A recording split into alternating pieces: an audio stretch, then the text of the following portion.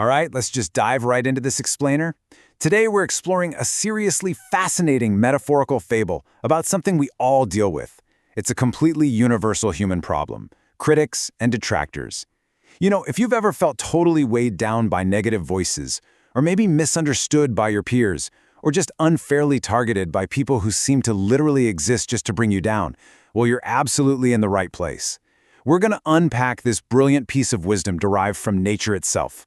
We're looking at a specific framework, a secret, honestly, that completely flips the script on how we handle conflict. So how do you defeat a critic? Actually, hold on. More importantly, really think for a second about how much of your daily energy you're currently wasting just fighting the haters in your life. Just think about the sheer mental bandwidth it takes. You get an unfair comment at work, maybe a cynical remark from a relative, or, let's be real, a toxic interaction online. And what happens? Your heart rate spikes, right? You immediately start formulating your defense. You might spend hours, literally hours, replaying the scenario in your head, drafting the perfect comeback. You agitate yourself. It's incredibly draining, isn't it? We end up pouring our absolute most valuable resource, our energy, into fighting battles that ultimately just leave us exhausted and exactly where we started. But what if the very act of fighting back is exactly what your critics are hoping for? Which brings us to Section 1, the burden of critics and the trap of fighting back.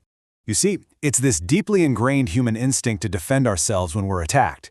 But stepping into that ring, it's a total trap. To understand why, we have to look at the first character in our metaphor, which is the crow. Our source material uses the crow to represent the people who provoke us. And these crows in our lives, they operate with a very specific, deliberate strategy. They land on our backs, so to speak, and they just start pecking. They provoke us, they tempt us to fight, and most importantly, they drain our energy.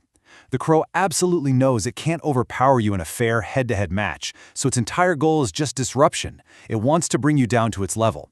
It wants you to stop flying forward and instead start thrashing around, trying to shake it off. And here's the kicker.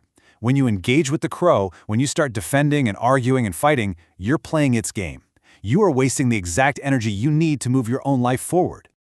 Moving on to Section 2, the eagle and the crow, a metaphor for conflict. And this brilliantly illustrates our core dynamic here. If the crow represents that instinct to get dragged into petty disputes, well, we need a countermodel. Let's look at the sharp contrast in behavior between these two birds. On one side, as we just talked about, we have the crow. It provokes. But look at the eagle's response to being provoked. The eagle does not fight, and the eagle does not waste energy. It's a stark, almost shocking contrast when you really think about it. The eagle is this massive, powerful bird of prey. It could easily tear the crow apart if it wanted to, but it explicitly chooses not to engage in that fight. It recognizes that thrashing around in the sky trying to shake a pesky crow is a fundamental waste of its power. So the eagle's response to being attacked is, essentially, non-reaction. So the crucial point here is that doing nothing is actually a highly deliberate, really powerful strategy. Let's break down the eagle's secret rules, derived directly from our source. Rule number 1, do not fight. Rule number 2, do not waste energy. And rule number 3, do not say a word. Now, these are incredibly counterintuitive instructions for most of us, right? When we're criticized, our first instinct is to shout our truth. We want to prove the other person wrong. But the eagle teaches us that engagement is validation. By refusing to fight, refusing to expend energy, and refusing to even say a single word, the eagle completely strips the crow of its power. The crow is desperately looking for a reaction, and the eagle gives it absolute silence. I actually just want to pause here for a second and let this quote sink in. Defeat your critics without saying a word. Just think about how calm and majestic that feels compared to the tense, exhausting energy of fighting back. Defeating someone without uttering a single syllable, it's this profound realization that your true power doesn't lie in your ability to argue faster or louder than your detractors. It lies entirely in your unshakable composure. Which takes us into Section 3, the power of altitude and rising above the noise. Okay, but how does the eagle actually get rid of the crow? Not by fighting, but by changing the environment entirely. The source text gives us this beautiful definition of exactly how this works. The eagle defeats the crow by gaining altitude. But we're not just talking about physical height here.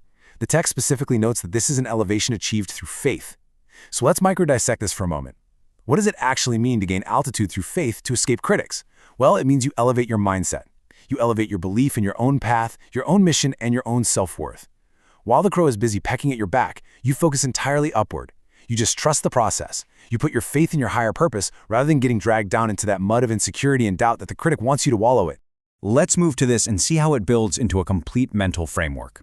Step 1. The crow provokes. That is inevitable, right? Critics are always going to exist. Step 2. The eagle ignores the fight. You make the active, conscious choice to retain your energy. Step 3. The eagle gains altitude through faith. You channel all that retained energy into soaring higher, really focusing on your goals and trusting your journey. And then comes step 4, which is the incredible result. The crow simply runs out of oxygen. And that brings us to our final section, Section 4, Letting the Crow Fall, the inevitable defeat. Now, what's really interesting about this is that by flying higher into the atmosphere of your own potential, you're creating a condition where the critic literally cannot survive. It's this physical reality in nature that translates into a profound psychological triumph for us. Crows just cannot survive at the high altitudes that eagles can. The air gets too thin, it gets way too cold, so as the eagle flies higher and higher, fueled entirely by faith and purpose, the crow starts gasping for air. Eventually, as the text tells us, the critics run out of oxygen and they just let go. They fall away effortlessly. The eagle didn't have to throw them off at all, it just had to elevate itself to a level where the toxic, petty energy of the critic could no longer even exist. When you raise your standards, when you choose to operate at a higher level of integrity and focus, the people who only want to drag you down will eventually find it way too exhausting to hold on to you. They'll just fall away naturally. Which leaves us with this final, vital question for you to take away. How will you gain altitude the next time a crow lands on your back? The next time you feel the sting of a critic or that burning urge to fire back an angry text, remember the eagle. Remember that your energy is far too precious. Do not fight. Do not say a word. Instead, look up. Choose faith in your own path. Focus entirely on your own ascent, and let the sheer altitude of your character do the fighting for you. Because the real question isn't how to defeat a critic, it's whether you're willing to fly high enough where they simply can't survive. Think about it.